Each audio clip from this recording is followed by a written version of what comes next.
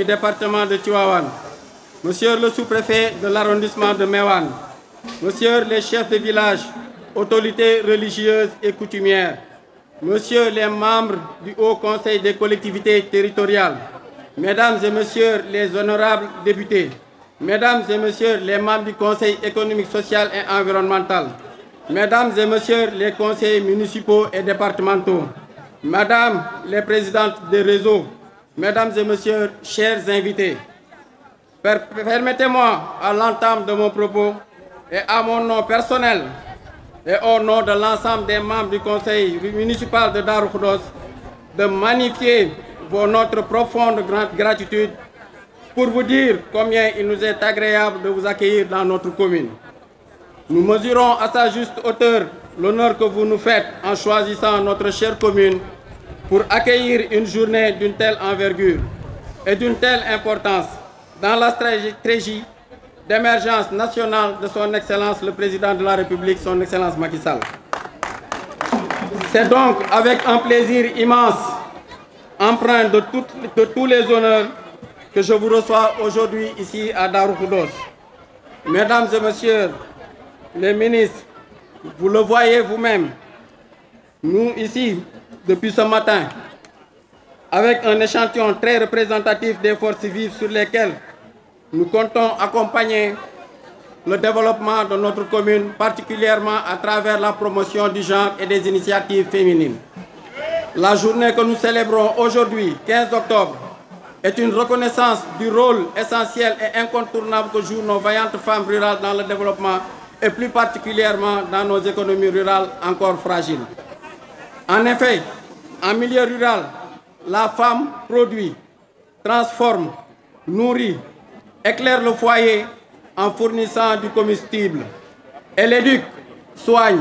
et apaise le cœur des personnes âgées. Toutes ces fonctions sont non rémunérées, participent à son travail domestique, quotidiennement invisible, mais qui joue un rôle fondamental aidant à briser le cycle de la pauvreté intergénérationnelle.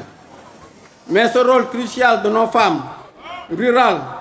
pour qu'ils puissent être pleinement joués, exige leur autonomisation dans tous les secteurs de la vie sociale. Malheureusement, le constat est qu'elles demeurent confrontées à des obstacles structurels qui les empêchent d'exercer pleinement leurs droits fondamentaux. Pourtant, cette autonomisation est indispensable pour parvenir à l'égalité des sexes, garantir un emploi décent pour tous, éliminer la pauvreté, la faim, les pratiques discriminatoires préjudiciables. Mesdames et Messieurs, c'est en investissant sur le bien-être, les moyens de subsistance et la résilience des femmes et filles rurales que nous accomplirons le progrès pour le bien-être de tous. Le choix de la commune de Darou Khoudoss pour célébrer cette journée n'est donc pas fortuit. En effet, il suffit juste de pénétrer au cœur des foyers, dans les marchés, au niveau des sites de pêche, dans les champs, dans les entreprises, pour constater que le dynamisme et la persévérance de nos femmes dans les secteurs d'activité agricole, halieutique, de production, de transformation, de distribution, etc. Madame la ministre de la microfinance et de l'économie solidaire, en soulignant l'option que notre commune a prise de s'appuyer sur son potentiel sur les effets dynamisants de nos braves femmes, je voudrais vivement vous inviter à appuyer davantage les femmes de la commune de Darou Khoudoss. Le système de financement des banques classiques constitue un frein à leur accès au financement du fait de la douleur des procédures et des taux de remboursement exorbitants. Leur intégration dans le dispositif de l'économie sociale et solidaire leur permettra de bénéficier sans doute de financements plus souples et moins contraignants. Une partie était réservée à Monsieur le ministre de l'Agriculture qui n'est malheureusement pas là. On est une zone agricole. Donc, vous nous ferez le plaisir de porter ce message à Monsieur le ministre de l'Agriculture. Parce que beaucoup d'organisations et d'associations l'attendaient ici. Donc,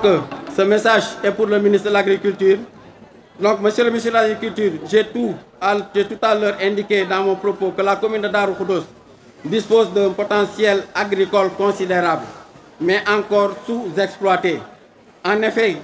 pour les populations de manière générale et pour les femmes en particulier, l'accès au foncier agricole demeure une préoccupation du fait que plus de deux tiers des terres arables sont constituées des périmètres de restauration, du domaine forestier et des périmètres de concession minière. Par ailleurs, monsieur le ministre, pour une exploitation optimale et rationnelle de notre potentiel agricole, il faudra pour nos paysans et agriculteurs des subventions et l'accès des intrants de qualité aux agriculteurs, semences et engrais. La construction de magasins de stockage pour les producteurs maraîchers, la construction de pistes de production pour faciliter les transports des produits agricoles, le déclassement d'une partie des périmètres de restauration, la construction de nouveaux forages agricoles, le renforcement des financements aux producteurs, la dotation en matériel agricole, la reconnaissance et la structuration de la filière horticole de Darou Khoudoss. Les productions de la commune de Darou Khoudoss avoisinent plus de 50% des légumes consommés à travers le pays. Une assistance dans la lutte contre la détériorisation des cultures et la pollution des industries minières extractives. Un accompagnement pour des formations et financement des jeunes et entrepreneuriat agricole. Un accompagnement pour nos femmes transformatrices qui s'activent dans la filière agricole. C'est également un lieu de vous souhaiter, mesdames les ministres, plein succès dans vos nouvelles missions que son Excellence le Président de la République vous a confiées pour l'émergence du Sénégal. Je voudrais terminer par rendre encore une fois un hommage appuyé aux vaillantes femmes du Sénégal et plus particulièrement celles du monde rural, tout en remerciant aussi et félicitant une militante de Darou Khoudoss, une native de Darou Khoudoss, celle qui est la présidente des femmes rurales nationale, qui se trouve être Adja Aïda Cissé. Donc, je vous remercie de votre aimable attention. Jërëjëf. Merci beaucoup. Jërëjëf. mooy li nga xam ne gis nañ ko ci jigéen ñi comme coono ak li ñuy yaakaar ne ndimbal boobu ñu ngi koy yaakaar ci autorité yi toog bi ci jëkk mooy accès à la terre ñu sañoon jigéen ñi gën a jot ci suuf si parce que li ñu bëgg pour ñu béy nu ëpp li ñu daan béy il faut ñu am suuf bu ëpp bi ñu daan am boobu mooy benn bi ko ñaareel man maa ngi béyee zone des Niayes fii ci Jandeer mais am nañ problème mu ndox nañu fexe ndox mi doy parce que nit mënul di fay 2 mois sur 12 ba pare te du pauvre du xiif pauvreté ak xiif ñun foofu la motif bi jóge on ne peut pas cultiver 2 mois sur 12 et échapper à la faim et à la pauvreté donc madame le ministre loolu it xam nañ ne sa collègue bi war nga ci gën a wax ñu fexe en sorte que jigéen ñi mën a jot ci ndox mi bi ci tees mooy affaire financement yaakaar naa ne ku la gis ni nga àndee ak sa sœur yéen dalal ngeen suñu xel ndax itam bu ku nekk dee xëcc sa côté du dem waaye bu ngeen bokkee xëcc dina yegg kon noo ngi leen di tàllal loxo liggéey bi nga xam ne ñu ngi ko fas yéene def ministère de la femme moom it mu accompagner ko avec les financements jigéen ñi jot ci financement yi te ñu wàññi taux d'intérêt yi am na ku ko wax léegi. beneen bi may mujjee nag mooy li nga xam ne lii bon ODD 2 yi wax na ko mooy pauvreté beeg ak ñàkk gi ñu fexe jàppale femmes yi liggéey dans l'agriculture maa ngi koy dale ca production bi pour faire le tour de la chaîne de valeur la production bu yokkoo rek ñiy transformé dinañ gën a am luñ transformé ñun fan yii yëpp dañu tëj suñu usine ndax amuñu intrant loolu defe naa ne doy na màndarga ndax liñ doon ji ñoragul jotaguñ ci te li fi nekkoon jeex kon loolu c'est une métaphore très concrète pour que ñu yokk li ñuy béy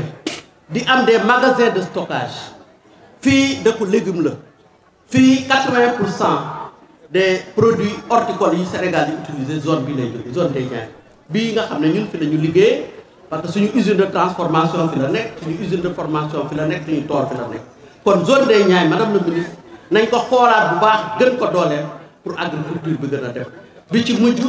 vraiment foofu laay bëgg a mujjee mooy fexe ba nga xam ne nii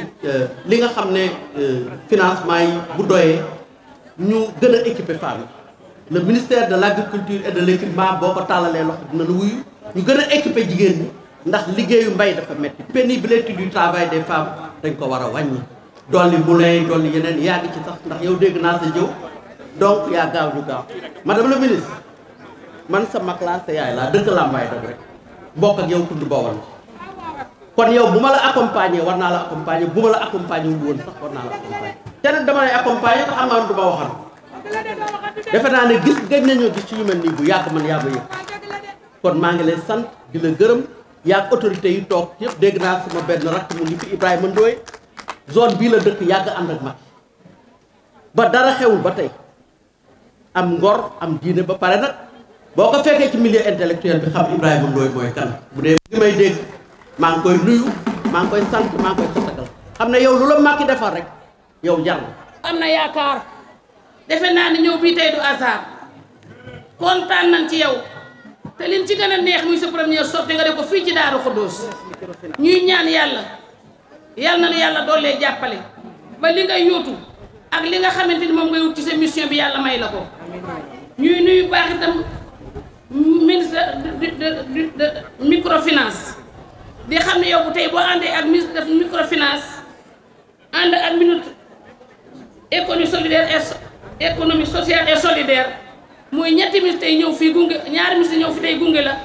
defe naan ba tey li may wax rek moom laay waxaat kon ñu ngi leen di tàllal loxo ñu ngi ñaan yàlla li nga xam ne yéene ngeen ko ci monde rural yàlla àggale ko ndax defe naa ni lii tey vraiment kenn mënu koo fay lii tey lu rëy la ci monde rural lii tey lu sigal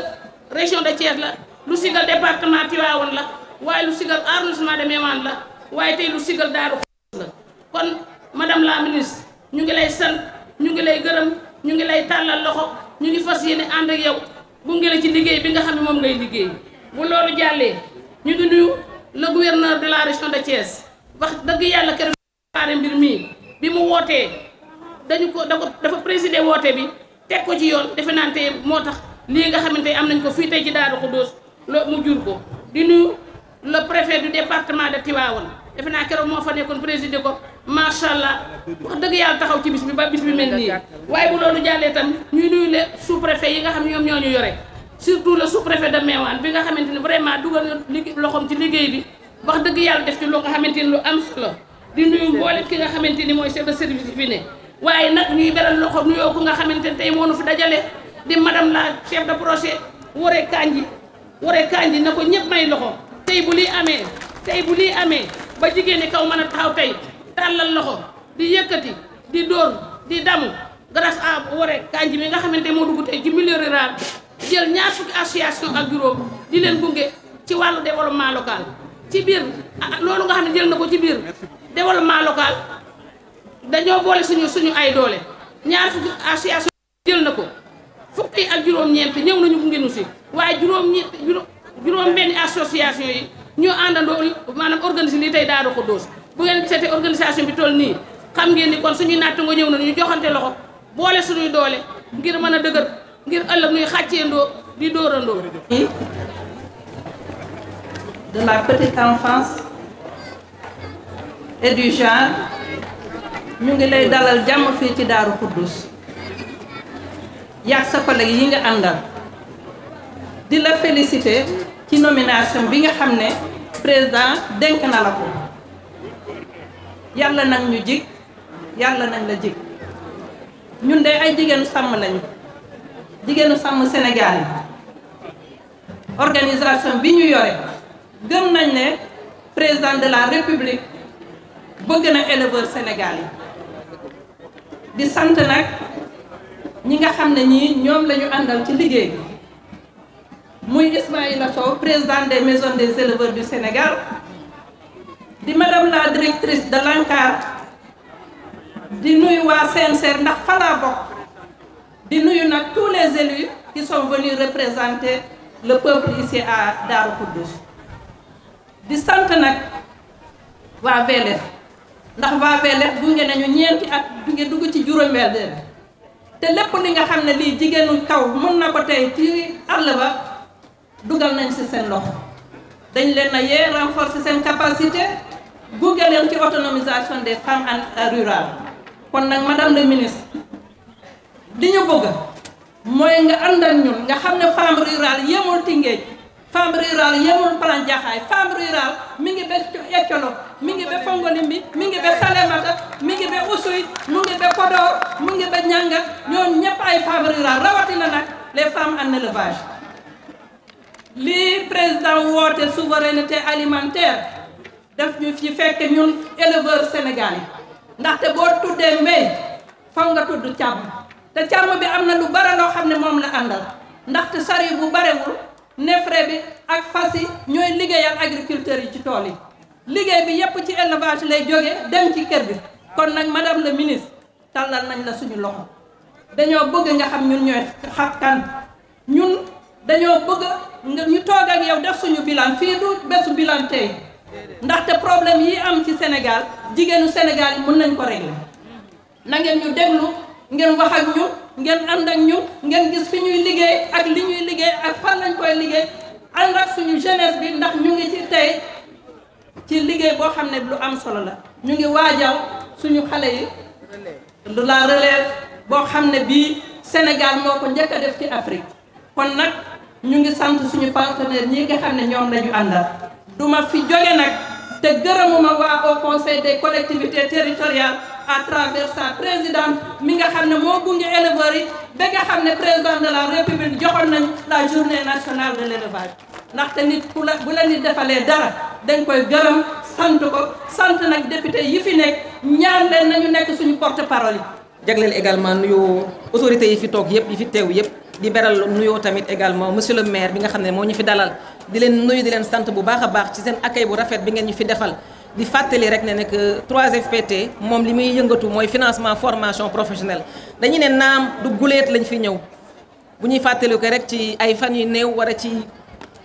ay weer yu mujj dikkoon nañ fi parce que dañoo financé woon formation fii ci commune Darou Khoudoss te xam naa tamit du fi mujj ñu fiy ñëw parce que dañuy yëngatu ci financement wu organisation formation organisation professionnelle yi mu ci wàllum GIE organisation faîtière yi regroupement yi di yëngatu ci également ci tàggatum ndaw ñi di yëngatu également ci tàggatum ñi nga xam ne dañoo nekk ci entreprise yi di jàppale également ay établissement pour que ñu nekk aux normes donc tey ñu tase woon ci journée internationale bi nga xam ne madame la ministre dafa jël décision célébrer ko au niveau national mais mu defee ko tey fii ci Darou Khoudoss ñuy rafetlu bu baax a baax taxawaay boobu ñu ngi leen di jaajëfal di feddali vraiment suñu taxawaay pour jàppale leen lépp ci li wàllu ndaw ak jigéen yi nga xam ne ñu ngi yëngatu ci activité génératrice de revenus yi yëngatu ci également nekk ci environnement ruraux yi ñu ngi leen di jaafale bu baax a baax jërëjëf